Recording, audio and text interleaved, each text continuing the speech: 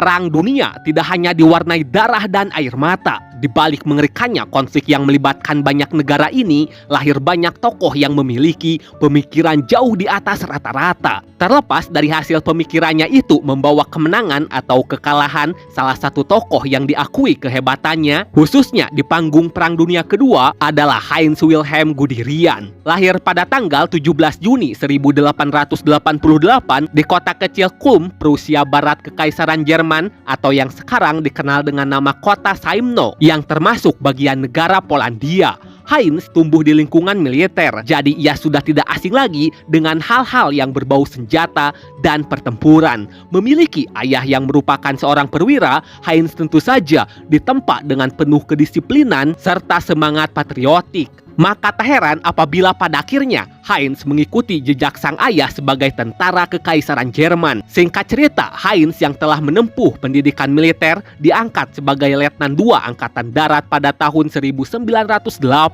Kemudian, ia memilih bergabung dengan Korps Komunikasi atau Sinyal sebagai bagian dari spesialisasinya, yang dimana ini adalah unit khusus yang bertanggung jawab atas sistem komunikasi dan teknologi informasi di dalam militer. Korps ini sendiri bisa dibilang masih berkembang dan kurang peminatnya. Hari demi hari pun berlalu, tiba saatnya dunia ditimpa konflik global era modern pertama, yakni Perang Dunia Pertama, yang pecah pada tahun 1914.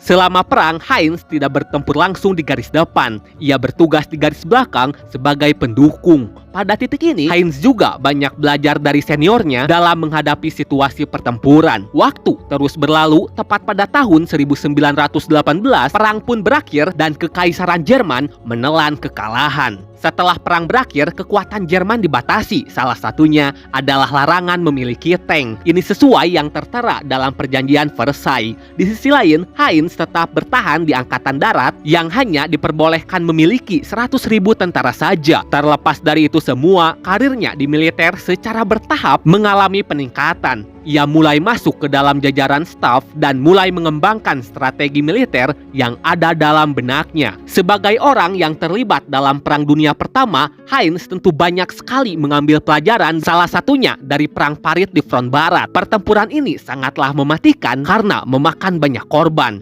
Dalam Perang Parit, kecepatan, kejutan, dan manuver tidak ada sama sekali. Pertempuran ini stagnan namun sangat mematikan. Dari pengalaman inilah Heinz mulai berpikir bagaimana jika perang dilakukan dengan cepat tanpa harus menunggu sampai musuh siap bertempur. Maka lahirlah ambisi untuk membuat strategi yang sesuai dengan keinginannya. Kemudian Heinz mulai membaca banyak buku yang membahas strategi militer modern. Mulai dari strategi perang mekanis dan penggunaan tank sebagai kekuatan utama hingga strategi menyerang musuh dari sisi lemah dan mengejutkan mereka dengan kecepatan. Setelah membaca banyak buku, Heinz mulai mengembangkan strategi-strategi yang telah ia pelajari untuk menciptakan satu strategi yang sangat praktis sekaligus mematikan. Menurutnya, saat berperang, tank saja tidak cukup. Tank harus dilengkapi radio untuk komunikasi supaya pergerakan tank bisa terarah dan juga cepat.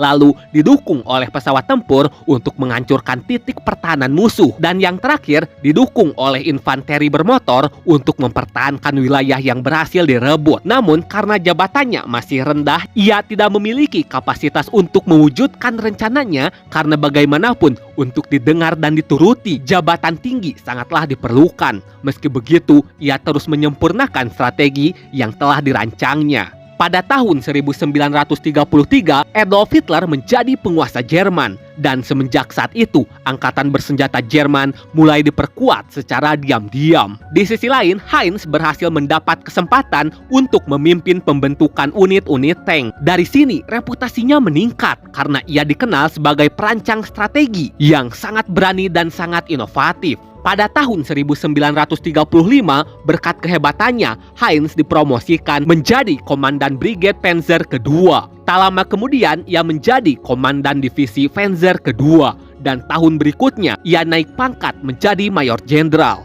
Divisi Panzer sendiri adalah satuan utama dalam Angkatan Darat Jerman yang terdiri dari kombinasi tank, infanteri bermotor, artileri, dan unit pendukung lainnya. Terlepas dari itu semua, setelah menjadi jenderal, ia menulis buku untuk memaparkan strategi perangnya. Dalam buku ini terdapat beberapa poin penting. Pertama, tank harus digabung dalam unit independen, bukan disebar ke tiap batalion infanteri. Kedua, perang modern adalah soal kecepatan, komunikasi, dan serangan terkoordinasi. Ketiga, serangan harus langsung menuju pusat logistik dan komando musuh. Dari sinilah lahir strategi yang disebut Blitzkrieg atau perang kilat.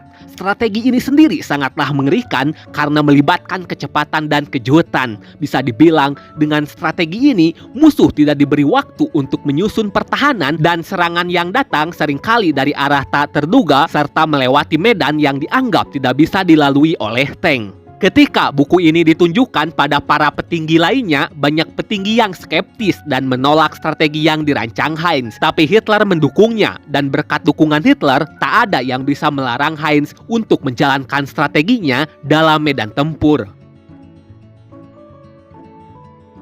Ketika Perang Dunia Kedua pecah pada tahun 1939, Heinz memainkan peran kunci dalam invasi Polandia. Dengan strategi Blitzkrieg miliknya, tank, pesawat tempur, dan infanteri bermotor bergerak dengan cepat dan terkoordinasi. Pada akhirnya, strategi ini berhasil menghancurkan pertahanan Polandia hanya dalam hitungan minggu. Polandia yang terkejut tak bisa menahan Jerman, dan Polandia pun jatuh ke tangan Jerman. Singkat cerita, tahun 1940 adalah puncak kejayaan strategi ini.